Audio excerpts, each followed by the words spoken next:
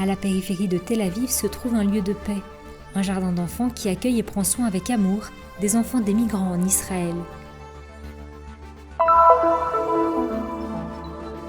L'engagement de la Société Saint-Yves pour les personnes handicapées, une conférence de presse a eu lieu à Jérusalem pour présenter les résultats d'une campagne de sensibilisation. Ils viennent du monde entier pour collaborer à la mission des franciscains et contribuer aux nombreuses activités proposées. Ils sont volontaires auprès de la custodie de Terre Sainte. Dans le sanctuaire franciscain de la Primauté de Pierre, sur les rives de la mer de Galilée, est conservé le souvenir de la 3e apparition de Jésus à ses disciples après sa résurrection. La 12e édition du spectacle musical promu par l'Institut Magnificat. 2 chœurs d'enfants ont chanté ensemble 12 nouvelles chansons issues de la tradition arabe et palestinienne.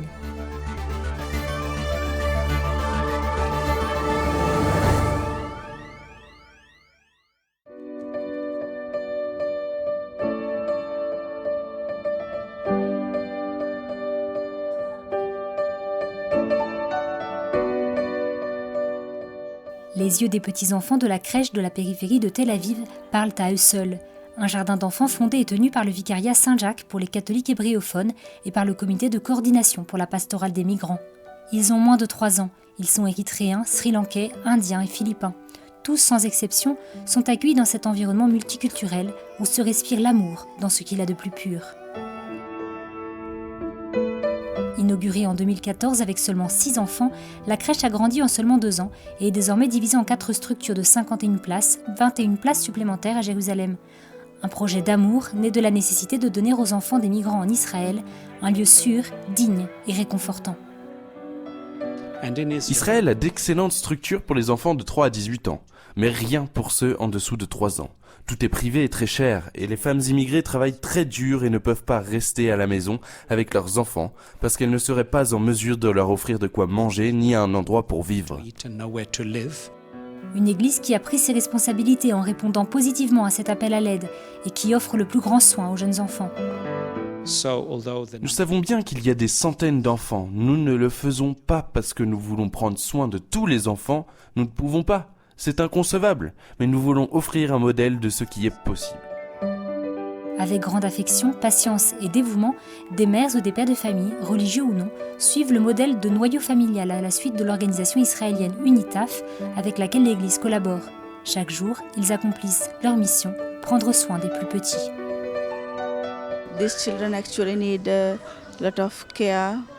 Ces enfants ont besoin de beaucoup de soins parce que leurs parents ne sont pas toujours avec eux, parce qu'ils travaillent, ils ont besoin d'attention, d'amour et d'orientation.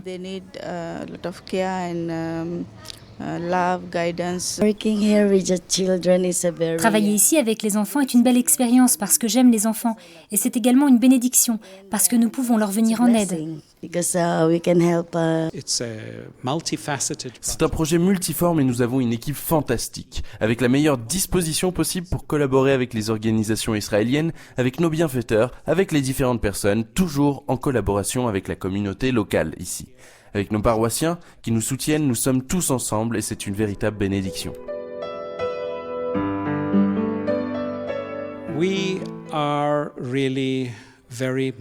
Nous nous sentons très proches de la Sainte Famille. Notre spiritualité est inspirée par la Sainte Famille.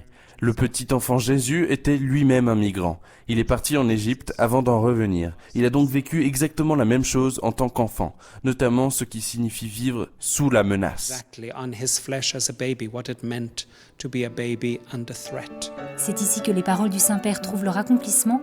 Pour Jésus, nous rappelle le pape François, les enfants sont comme le reflet du chemin qui mène directement au Père.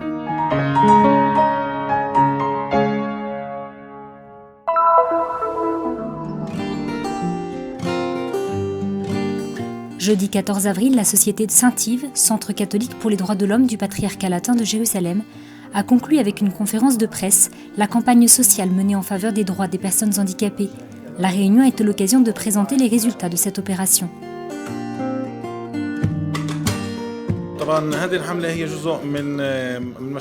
Cette campagne fait partie de notre projet qui vise à garantir les droits des personnes handicapées et qui va durer 3 ans. Elle a commencé le 1er janvier 2015 et va se conclure le 31 décembre 2017. Il a été réalisé avec les fonds de l'Union européenne en coopération avec le centre Princess Basma pour les enfants handicapés avec la Diaconia suédoise.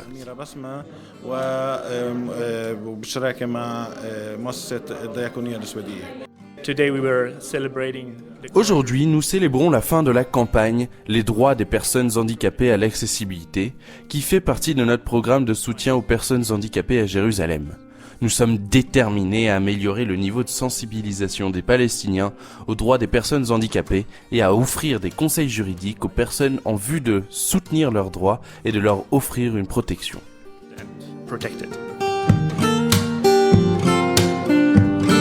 La Société Saint-Yves a été fondée sur l'initiative du patriarche latin émérite Michel Sabat et le président actuel est sa béatitude Fouad Toual. La société offre des services de conseil à Jérusalem-Est et au sud de la Cisjordanie à tous ceux qui en éprouvent le besoin, sans distinction.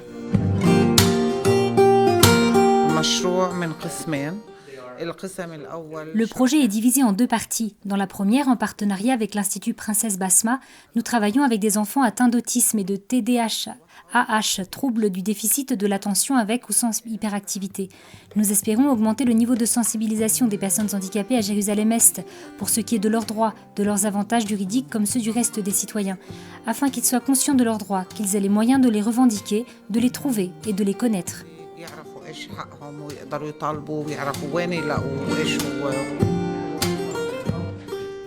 La campagne est née de la conviction de l'importance de la participation des personnes handicapées dans tous les aspects de la vie, pour leur permettre de jouir de leurs droits et de recevoir tous les services dont ils ont besoin, pour l'amélioration de la circulation et des transports, afin de leur assurer un libre accès aux différents lieux publics et une plus grande liberté de mouvement. Des petits pas en avant pour qu'ils redécouvrent leur infinie dignité.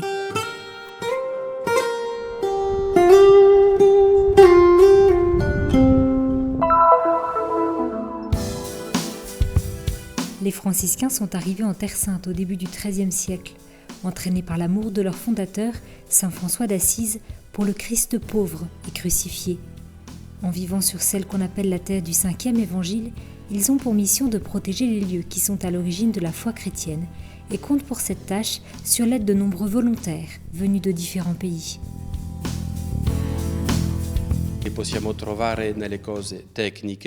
Nous pouvons les trouver dans les domaines techniques, tels que le service de la bibliothèque ou dans le service technique de la custodie qui donne notamment du travail à de nombreux volontaires.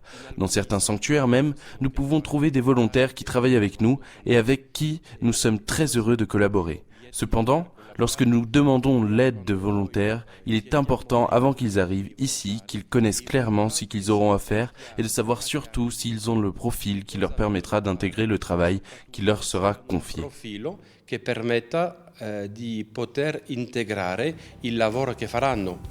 Les volontaires sont présents dans plusieurs domaines, dont l'un est la bibliothèque. Pour ce jeune homme, employé comme bibliothécaire, cette expérience a un double aspect.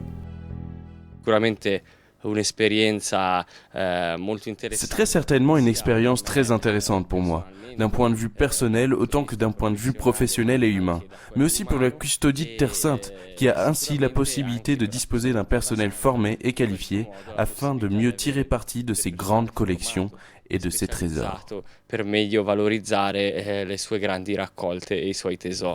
Dans la basilique de l'Annonciation à Nazareth, un jeune Brésilien est volontaire depuis plus de 10 ans.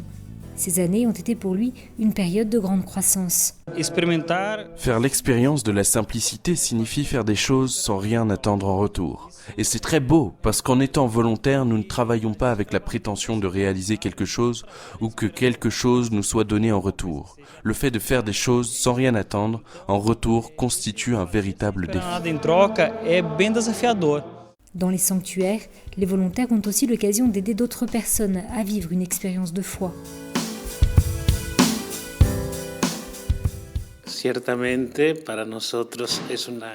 Pour nous, c'est très certainement une grande collaboration.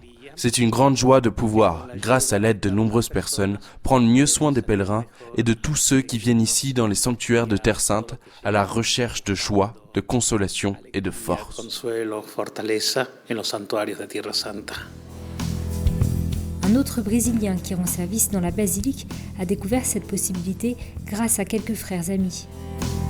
Então, entrando em contato com os meus amigos, pedi J'ai pris contact avec certains de mes amis ici, car je souhaitais rendre service pour un temps ici en Terre Sainte, parce que c'est pour moi un grand honneur de servir l'Église dans ce lieu si privilégié dans lequel notre Seigneur a passé une période de sa vie, où il a vécu et a passé les derniers moments de son existence. O tempo da sua vida onde ele viveu e passou também os últimos momentos da sua existência. Outre le service qu'ils peuvent offrir dans les sanctuaires pour l'accueil des pèlerins ou l'accomplissement de tâches spécifiques, les volontaires de Terre Sainte se mettent également au service du lieu même où la parole de Dieu s'est faite chair. Aconteceu aqui a sua paixão, por exemplo, aqui no Getsemane. Sa passion a eu lieu ici. Par exemple, ici, à Gethsémani, nous pouvons toucher le lieu où Jésus a souffert, l'agonie lors de cette nuit après le dernier repas, lorsqu'il est venu avec ses disciples et a prié le Père.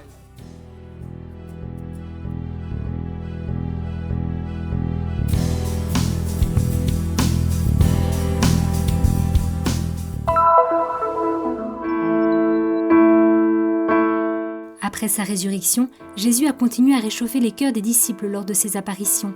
Lors de ces rencontres, riches de sens, il leur a laissé les enseignements fondamentaux du christianisme, comme la foi, la persévérance et l'amour.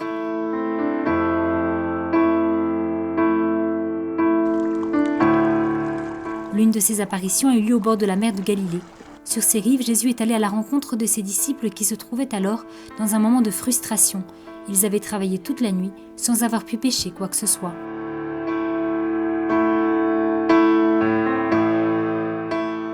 Le matin venu, raconte l'Évangile, Jésus était sur la plage et est allé à la rencontre de ses disciples qui n'ont pu le reconnaître. Il leur a demandé s'ils avaient quelque chose à manger. Ils n'avaient rien pêché de la nuit et Jésus leur lance alors un défi. « Jetez vos filets sur le côté droit du bateau et vous trouverez. »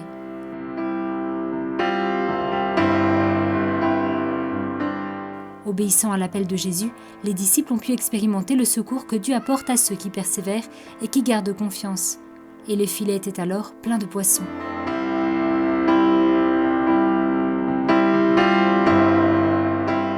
Aujourd'hui se trouve sur le lieu de cette rencontre, le sanctuaire franciscain de la Primauté de Pierre.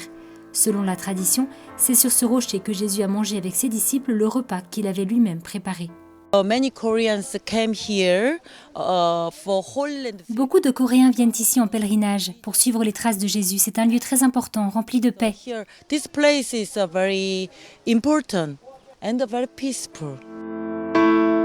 Après avoir déjeuné, Jésus demanda à Pierre s'il l'aimait.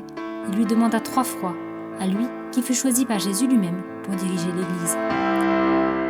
To see the place where was Jesus with Peter. Voir l'endroit où Jésus se trouvait avec Pierre lorsqu'il lui a demandé « Pierre, m'aimes-tu » c'est comme entendre Jésus me demander aussi « Claire, m'aimes-tu » Je rentre chez moi avec cette question dans ma tête et dans mon cœur et je souhaite y répondre toujours mieux dans ma vie. At home with this question in my head, in my heart, to answer better and better all my life, during all my life. De l'église à la mer, un chemin de pierre fait allusion aux apôtres. Taillé en forme de cœur, ces pierres rappellent les qualités de Pierre, le roc solide. Il a appris que l'amour est le chemin pour suivre le Christ. Et cet exemple continue d'attirer les chrétiens du monde entier.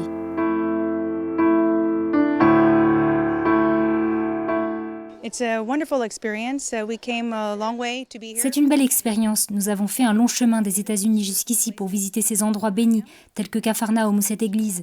Nous sommes heureux d'être ici et nous voulons profiter encore plus de ce lieu. Beaucoup de gens viennent de loin pour raviver ici la flamme de leur foi. Et quand ils touchent l'eau de la mer qui fut la toile de fond de nombreux récits de l'Évangile, ils se sentent comme submergés par l'amour de celui qui attire à lui tous les hommes.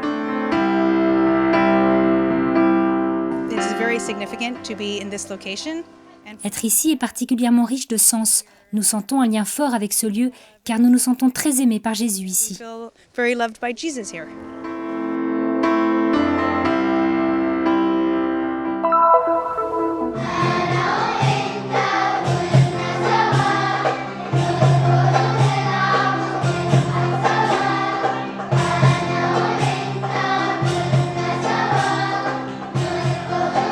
Le vendeur de pommes, la salade de taboulé, mes petits amis ou toi, la Palestine.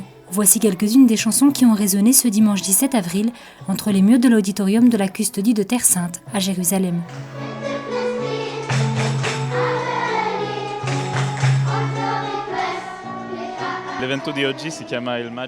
L'événement d'aujourd'hui est appelé Magic Lamp, la lampe magique. C'est quelque chose qui a été lancé il y a 12 ans parce que nous avions réalisé qu'il n'y avait pas de chansons pour enfants composées ici par les Palestiniens. Nous avons donc commencé à produire chaque année un livret de 12 à 13 chansons que nous envoyons ensuite à toutes les écoles de Palestine, mais aussi de Jordanie, du Liban. Avant, nous l'envoyions aussi en Syrie. Ce spectacle traditionnel organisé par l'école de musique de la Custodie de Terre Sainte a cette année pour protagonistes les jeunes membres du chœur Jasmine Butts du Magnificat et ceux du chœur Schmidt.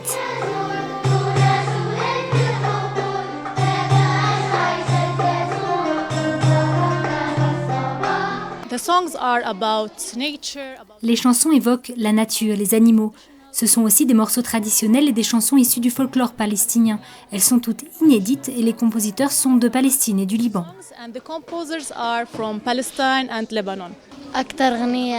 Ma chanson préférée est intitulée L'abeille. La mienne aussi, c'est celle de l'abeille.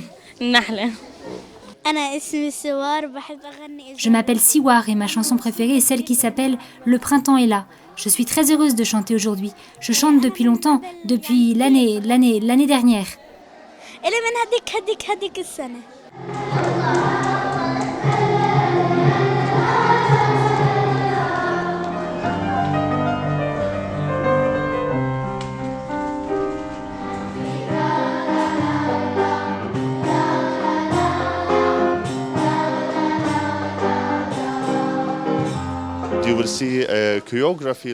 Pour chaque chanson, il y a aussi des chorégraphies, des mises en scène et des danses exécutées par les élèves de l'école Terra Santa, les garçons et les filles par ceux de l'école Saint-Joseph et ceux de l'école Schmidt. Nous sommes venus ici parce que c'est une initiative pour les enfants en arabe et habituellement, il n'y a pas beaucoup d'événements culturels pour les enfants arabes. Nous sommes très heureux d'être ici pour assister au spectacle.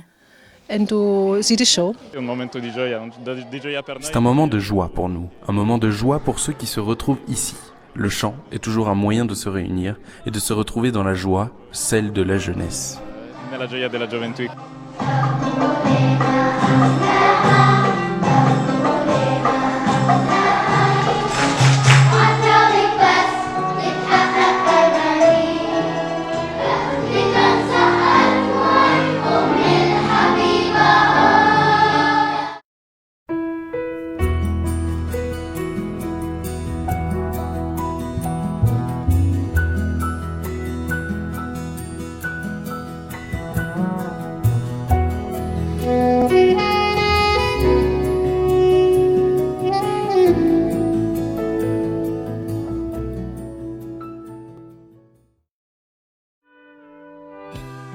Le Terra Santa News est une production du Christian Media Center situé à Jérusalem, en Terre Sainte. Pour plus d'informations à propos du Terra Santa News et du Christian Media Center, vous pouvez consulter notre site web en bas de cet écran. Vous serez également en mesure de souscrire à notre newsletter, d'apprécier des vidéos en direct de la Terre Sainte, ainsi que de visiter nos pages Facebook et YouTube et nous suivre sur Twitter. Venez visiter le site du Terra Santa News.